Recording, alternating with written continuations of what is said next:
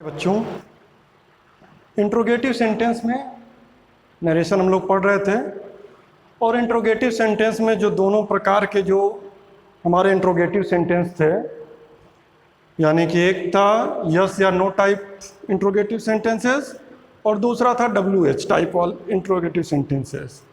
तो दोनों को हम लोगों ने पढ़ लिया है, समझ लिया है। अब हम उसके आगे जो है कुछ अलग चीज़ पढ़ेंगे।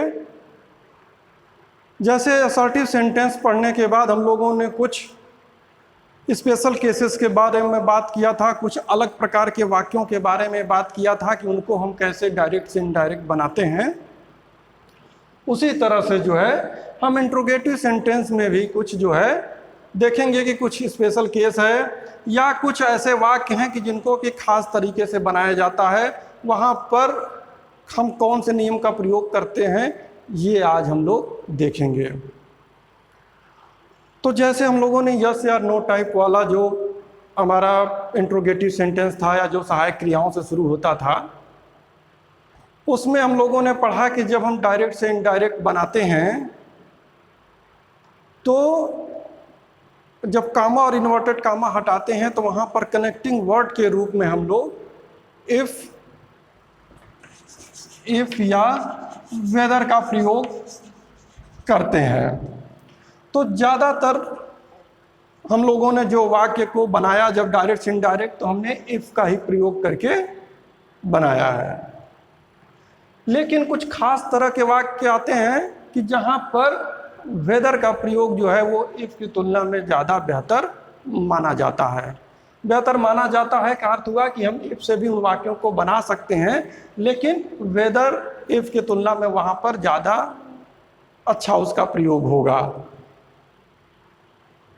तो वो वाक्य कौन से हैं? तो अगर कोई ऐसा वाक्य हम लेते हैं डायरेक्ट स्पीच का जिसमें कोई व्यक्तिगत पसंद की बात हो या दो चीज़ों में से कोई एक चीज़ पसंद करने की बात हो, प्रिफर करने की बात हो, तो अगर इस तरह का अगर कोई वाक्य है तो वहाँ पर इफ की तुलना में अगर हम वेदर का प्रयोग करें तो वो ज़्यादा बेहतर होगा। जैसे अब उसको एग्जाम्पल के द्वारा हम देखें।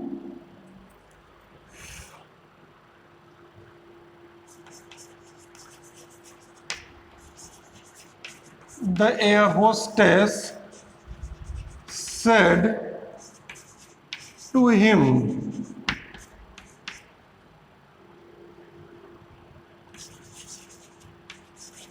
do you want to have tea or coffee? यानी एक हमने यहाँ पर एक सेंटेंस लिया कि the air hostess said to him do you want to have tea और कॉफ़ी, यानी कि यहाँ पर जो एयर होस्टेस है वो हिम से उसने पूछा कि आप क्या लेना पसंद करेंगे, चाय या कॉफ़ी। तो अब यहाँ हम देखते हैं तो यहाँ पर एक व्यक्तिगत पसंद की बात है, प्रिफर करने की बात आ गई कि हमें क्या पसंद है। तो या इस प्रकार के वाक्यों में हम जब यहाँ पर कामा और इन्वर्टेड कामा हटाते हैं तो यहाँ पर कनेक्टिंग के रूप में अगर वेदर का प्रयोग करें तो ज़्यादा बेहतर होगा। तो बन जाएगा the air hostess asked, set को बदल देंगे आस्क्ड में, आस्क्ड हिम। अब यहाँ पर जो है हम जब इसको हटाएंगे तो कनेक्टिंग वर्ड वेदर लगा दें। वेदर यू बदल जाएगा ही में, whether he wanted to have tea और कॉफी। तो इस तरह से हमारा जो है इनडायरेक्ट का सेंटेंस मिला कि the hostess asked him weather he wanted to have tea और कॉफ़ी। तो इस तरह से हम जब व्यक्तिगत पसंद की बात आए, दो चीज़ों में से कोई एक चुनने की अगर बात आए, इस तरह के अगर वाक्य मिले तो वहाँ पर हम वेदर का प्रयोग करके वाक्य को बना सकते हैं।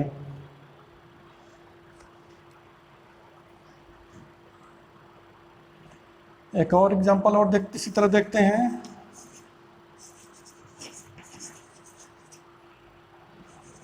My father said to me,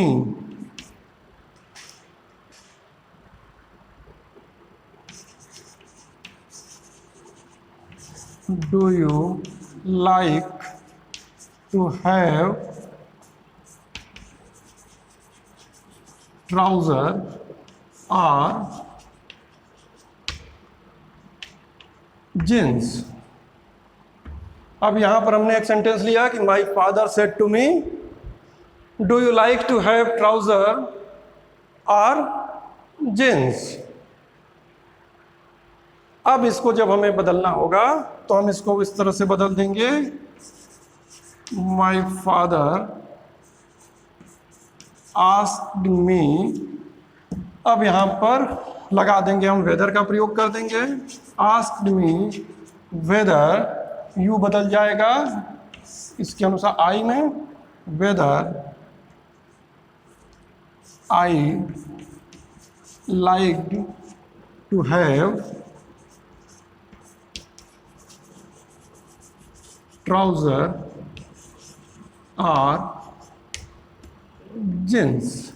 और इस प्रकार हमारा जो है इनडायरेक्ट का सेंटेंस बना कि my father asked me whether I like to have trouser और जींस। यानी कि यहाँ पर जब एक चुनने की बात थी कि मुझे क्या पसंद है, क्या पसंद करूँगा, ट्राउज़र या जींस, तो ऐसा जब कोई विकल्प की भाव हो जहाँ पर कुछ चुनने के लिए आज़ादी हो, तो ऐसे वाक्यों में हम वेदर का प्रयोग अगर करके वाक्य को बनाएंगे तो ज़्यादा बेहतर या अच्छा माना जाएगा। तो इस प्रकार के वाक्य हो गए जहाँ पर हमें कोई विकल्प मिले तब हम उसको कैसे बनाएंगे। अब इसके बाद जो है हम लोग देखेंगे कि कुछ वाक्य हमें इंट्रोगेटिव सेंटेंस में ऐसे भी मिल सकते हैं जहाँ पर उसका उत्तर सीधे यस और नो, केवल सिंगल वर्ड में दिया जाए कि यस नो। तो ऐसे वाक्यों को हम डायरेक्ट से इनडायरेक्ट कैसे बनाएंगे। एग्जाम्पल पहले ले लेते हैं। एग्जाम्पल लेकर जब इसको हम समझने की कोशिश करेंगे तो बहुत आसानी से समझ में आ जाएगी बात हम लोग की।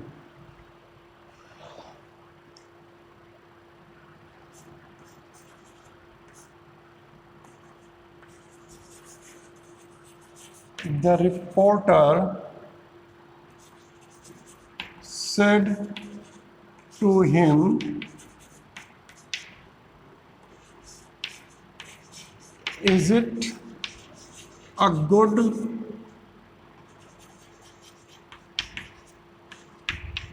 movie?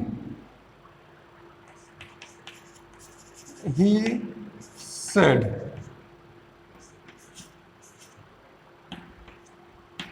नो। तो यानी कि अगर हमें कोई अगला एग्जाम्पल इस तरह के मिले, जैसे कि यहाँ पर क्या कर रहा है कि the reporter said to him, reporter ने उससे पूछा कि is it a good movie, कि क्या यह जो मूवी है या जो फिल्म है ये अच्छी है। और उसके उत्तर में जो है उसने ही सेड, उसने केवल एक शब्द का यहाँ पर प्रयोग किया, वन वर्ड, कि नो। तो इस प्रकार का अगर हमें वाक्य मिलेगा तो फिर हम इसको कैसे बदलते हैं। तो एक सामान्य नियम यह है कि अगर इस तरह के कोई वाक्य हमें मिले जिसमें कि केवल जो है यस या नो इस तरह का केवल आंसर दिया गया हो, तो जब इसको हम बदलेंगे, इसको जब हम इनडायरेक्ट में बदलेंगे, तो चूंकि अब देखेंगे कि यहाँ पर कुछ नहीं है, ना सब्जेक्ट है, ना वर्ब है, ना ऑब्जेक्ट है, आखिर है नहीं, तो इसको कैसे बदलेंगे। तो इसके लिए तरीका ये है कि हम क्या करते हैं कि जो रिपोर्टेड स्पीच में जो सब्जेक्ट होता है और वर्ब होता है उसी का प्रयोग करके हम यहाँ पर इस वाक्य को हम डायरेक्ट से इनडायरेक्ट में बदल देते हैं। देखते हैं, पहला वाक्य तो काफ़ी सिंपल हम लोगों के लिए है क्योंकि वह एक सिंपल सा जो है इंट्रोगेटिव सेंटेंस का वाक्य है, तो इसको हम बदल देंगे तो हो जाएगा the reporter asked him, comma inverted comma हटाकर यहाँ पर लगा आस्क्ड हिम, और यहाँ पर कनेक्टिंग, चूंकि इसका उत्तर यस या नो में दिया जा सकता है, इसलिए वेदर में से हम कुछ भी लगा सकते हैं। तो यहाँ हमने लगा लिया मान लो इफ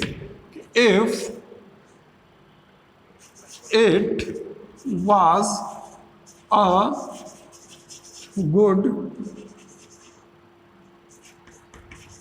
movie। तो ये हमारा पहला जो सेंटेंस था उसका बन गया कि the reporter asked him if it was a good movie. और अब जो है ये तो आसान था, अब हम इसको बनाएंगे। तो इसमें क्या करते हैं कि he said that comma inverted comma हटाकर, क्योंकि यह वाक्य जो है एक असर्टिव सेंटेंस का है, इसलिए यहाँ पर जब कामा इन्वर्टेड कामा हटेगा तो यहाँ पर दैट लगा देंगे, तो ही सेड दैट। और अब हम क्या करें, तो वही जो कह रहा है कि वाक्य से ही हम सब्जेक्ट भी उठा लें और वर्ब भी वहीं से ले लें। तो ही सेड दैट सब्जेक्ट यहाँ क्या था, इट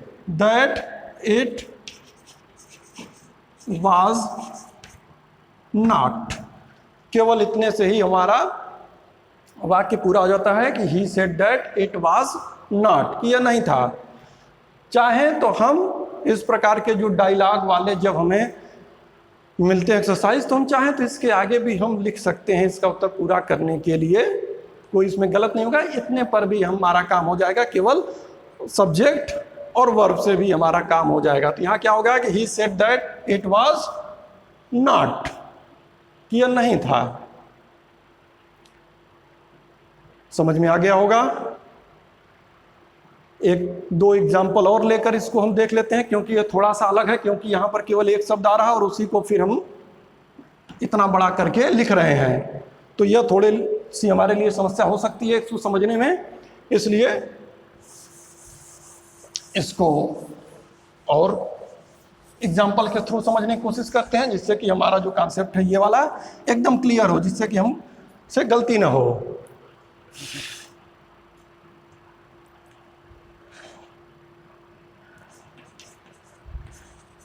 अगला एग्जाम्पल हमने ले लिया एक, ही सेड टू मी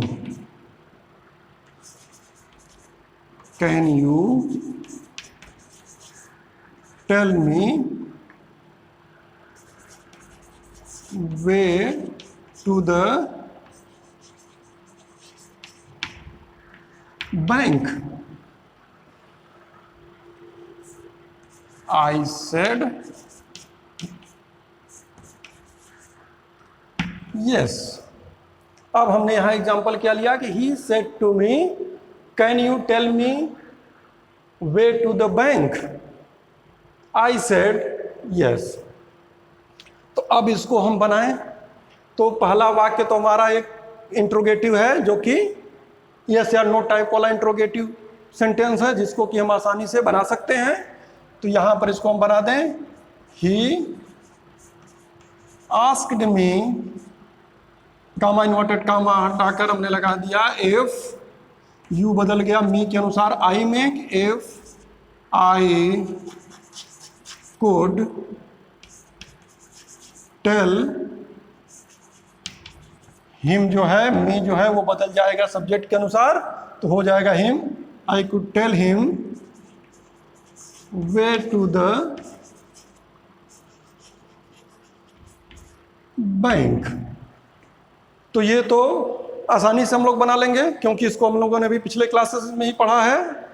अब जो है यहाँ देखेंगे कि यहाँ पर इसको कैसे बदलेंगे। यहाँ पर है आई सेड, और वाक्य हम देख रहे हैं कि यह वाक्य जो है असर्टिव का है, इसलिए यहाँ पर हम जो है कंजंक्शन दैट का प्रयोग कर देंगे, आई सेड दैट। और अब यहाँ ध्यान देने वाली बात यहाँ केवल ये है कि भाई यहाँ तो केवल एक शब्द आया हुआ है यस, तो अब हम इसको कैसे बदलें, पूरा वाक्य यहाँ कैसे बनेगा। तो वही हम नियम याद रखेंगे कि यहाँ पर जब केवल यस या नो आया हुआ है तो हम इसके जगह पर जो हमारा रिपोर्टेड स्पीच का जो वर्ब है और वहाँ जो सब्जेक्ट है उसी का उपयोग हम यहाँ पर केवल कर देंगे। तो क्या हो गया, आई सेड दैट, सब्जेक्ट है आई और इसको बदल देंगे, कैन को बदल गया कुड में, आई कुड।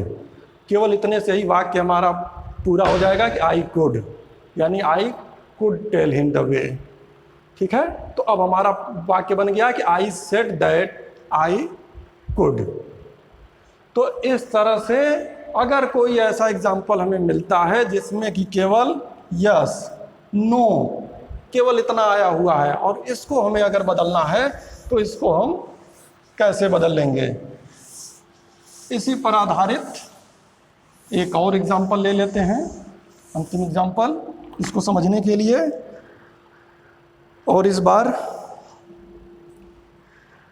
एग्जाम्पल हमारा है कि the teacher said to him,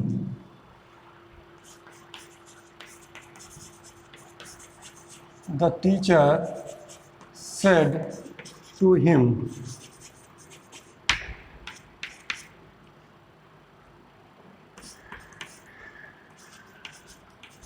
have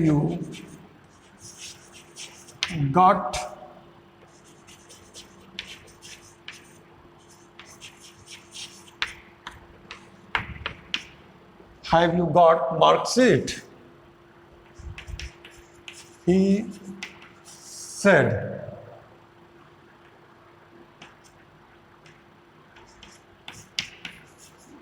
Yes.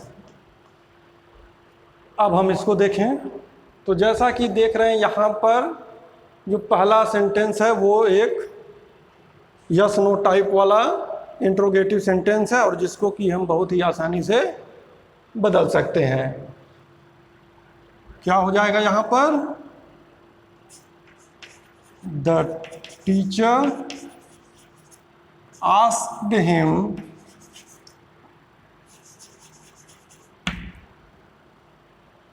If, you जो है बदल जाएगा हिम के अनुसार, इफ ही में, इफ ही हैव लगा हुआ है तो ये बदल जाएगा हैड में, इफ ही हैड गॉट